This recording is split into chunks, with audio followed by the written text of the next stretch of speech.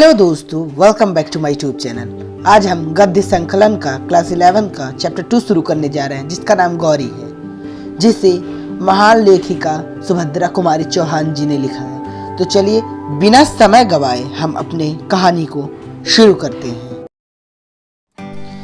गौरी गौरी बाबू राधा कृष्ण के इकलौती संतान थे तथा 19 वर्ष की सुंदर कन्या थी। राधा कृष्ण तथा उसकी पत्नी कुंती गौरी के विवाह को लेकर चिंतित थे। वे अपनी बेटी का विवाह किसी योग्य वर से कराना चाहते थे। राधा कृष्ण जी सीताराम जी को देखने गए थे, पर वहां से निराश होकर लौटे। उन्होंने अपनी पत्नी को बताया कि वह लड़का नहीं है बल्कि आदमी है, 35-36 वर्ष का है। साथ ही उसके 2 बच्चे हैं। बच्चों की परवरिश के लिए ही वे दूसरा विवाह करना चाहते हैं। उन्होंने बच्चों के लिए एक धाय खोजा है, जो कि हमारी पुत्री है। मतलब उन्हें अपने बच्चों के लिए एक धाय चाहिए। सीताराम जी देशभक्त थे, सादगी पसंद तथा चरित्रवान तथा नेक इंसान थे। अपने पिता की ये सारी बातें गौरी सुन लेती है। सीताराम जी गौरी को देखने आने के लिए तैयार नहीं हो रहे थे, बड़ी मुश्किल से तैयार हुए हैं। उन्होंने कहा था कि उनके आने पर किसी तरह का ठाट बाट ना किया जाए, सादगी से वो देख लेंगे। यथा समय सीताराम जी अपने दोनों बच्चे के साथ आए। बच्चे भी वही खादी का कुर्ता हाफ पैंट पहने हुए थे। दोनों बच्चे बड़े प्रसन्न और हंसमुख थे। वे घर में इस प्रकार खेलने लगे जैसे इस घर से चिर परिचित हों। बच्चों ने अपने पिता से कहा कि वो अपनी माँ को देखना चाहते हैं। गौरी को देखकर बच्चों ने पूछा, क्या तुम हमारी माँ हो? अरे घर चलोगी ना? बच्चे गौरी से घुल मिल गए। उन्होंने गौरी से अपने पिता की शिकायत की। सीताराम जी लौटना चाहते थे। वो बोले, मुझे पत्नी की इतनी ज़रूरत नहीं है जितनी इन बच्चों को एक माँ की ज़रूरत है। मेरा क्या ठिकाना, आज बाहर हूँ तो कल जेल में। मेरे बाद इनकी देख रेख करने वाला कोई नहीं रहता है। यही सोच समझकर विवाह के लिए तैयार हो सका हूँ, अन्यथा इस उम्र में विवाह। सीताराम जी चल दिए। गौरी ने मन ही मन सीताराम जी को प्रणाम किया और उनके दोनों बच्चों को ममता भरी दृष्टि से देखा। बाबू राधा कृष्ण सीताराम जी से गौरी का विवाह नहीं कराना चाहते थे, इसलिए उन्होंने सीताराम जी को पत्र लिखकर जन्मपत्री मिलाए बिना विवाह नहीं हो पाएगा, अतः अपनी जन्मपत्री भेज दीजिए का बहाना बनाया। जन्मपत्री तो विवाह न करने का एक बहाना था।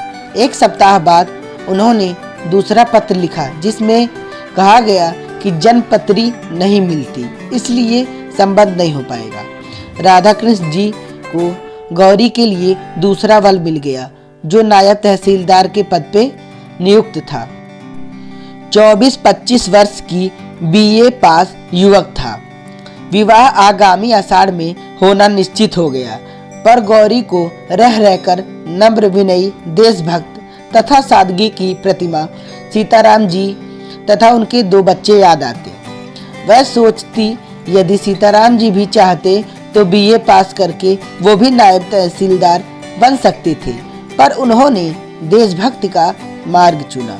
वह बहुत चाहती थी कि माँ से कह दे वह नायब तहसीलदार से शादी नहीं करेगी, किंतु लज्जा उसे कुछ भी कहने ना देती। ज्यों-ज्यों विवाह की तारीख नजदीक आती गई, गौरी की चिंता भी बढ़ती गई। विवाह का निश्चित तारीख से 15 दिन पहले राधा कृष्ण जी को एक तार मिला, जिसमें लिखा था कि नायब तहसीलदार साहब के पिता का देहांत हो गया, इसलिए विवाह को साल भर के लिए टालना अनिवार्य है।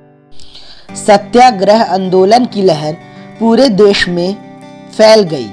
एक दिन गौरी ने समाचार पत्र में पढ़ा कि सीताराम जी गिरफ्तार हो गए हैं तथा उनके 1 वर्ष का सपरिश्रम कारावास हुआ है। यह समाचार सुनकर गौरी स्तब्ध सी खड़ी रही, फिर कुछ सोचने लगी। उसने अपना कर्तव्य निश्चित कर लिया। वह माँ के पास जाकर बोली कि वह कानपुर जाएगी। वहाँ बच्चे हैं, उनके पिता को साल भर की सजा हो गई है, इसलिए मुझे जाना ही होगा। कुंती अपने बेटी के स्वभाव को भली भांति जानती थी। वह बोली कि अपने बाबूजी के आने तक तो ठहर जा। पर गौरी उसी दिन शाम को एक नौकर के साथ कानपुर चली गई। साल भर बाद सजा पूरी होने पर सीताराम जी घर लौटने लगे तो बच्चों के बारे में सोचने लगे। वे जिस कहारिन के भरोसे बच्चों को छोड़ के आए थे, उसके भी 3-4 बच्चे थे। एक तागे पर सवार होकर वे घर की ओर चले। उन्होंने रास्ते में एक जगह से बच्चों के लिए जलेबियां ली। घर के दरवाजे पर पहुंचे। घर का दरवाजा खुला था।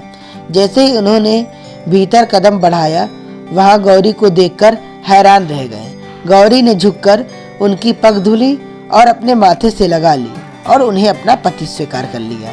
ये होती है एक देशभक्ति, सच्ची देशभक्ति, जो गौरी ने अपने पति के प्रति निभाई। वो चाहती तो नायब तहसीलदार को भी चुन सकती थी, लेकिन वो एक देशभक्त थी जो कि सीताराम जी को चुनी। तो सुभद्रा कुमारी चौहान जी एक देशभक्त लेखिका है जो अपने कहानियों में अपने देशभक्ति का इजहार करती है। So thanks for watching. Please like, share and subscribe my channel and keep supporting.